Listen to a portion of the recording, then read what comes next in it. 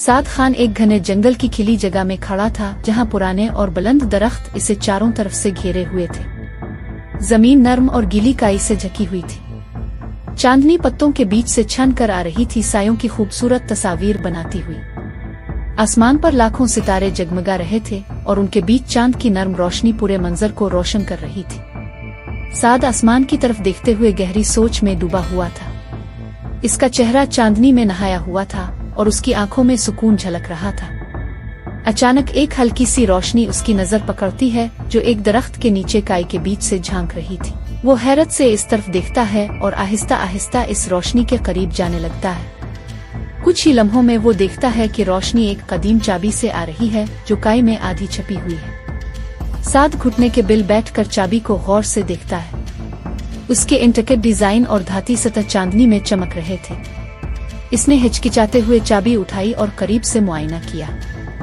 जैसे ही साद ने चाबी उठाई, इसकी नजर इस देवकामत दरख्त पर पड़ी जो बिल्कुल करीब खड़ा था। दरख्त की छाल पर एक खोखला हिस्सा नुमायां था और उसके अंदर एक छुपा हुआ दराज थोड़ा सा खुला हुआ था।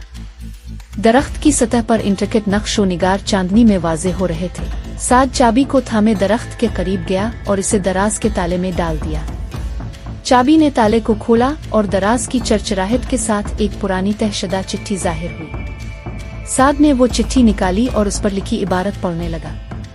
ये एक खुफिया गार के बारे में मालूमात फराहम कर रही थी। चिट्ठी में दी गई रहनुमाई के मुताबिक साद एक पुरअसरार गार तक पहुंचा।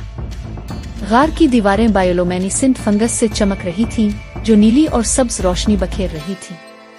जमीन पर कीमती जवाहरात बिखरे हुए थे, उनकी चमक फंगस की रोशनी में और भी खूबसूरत लग रही थी।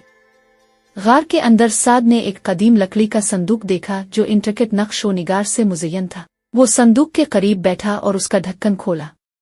अंदर जवाहरात की एक शानदार कलेक्शन चमक रही थी। साद ने इन जवाहरात के नीचे एक पुरानी कागजी पिच पड़ी देखी। इसने कागज उठाया और उस पर लिखा पैगाम पढ़ा। हकीकी खजाना यह है कि हमेशा सच की तलाश जारी रखो। साद गार के फर्श पर बैठ गया, गहरे ख्यालात में डूबा हुआ। इसकी आंखों में सुकून और इस पैगाम की गहराई को समझने की झलक थी।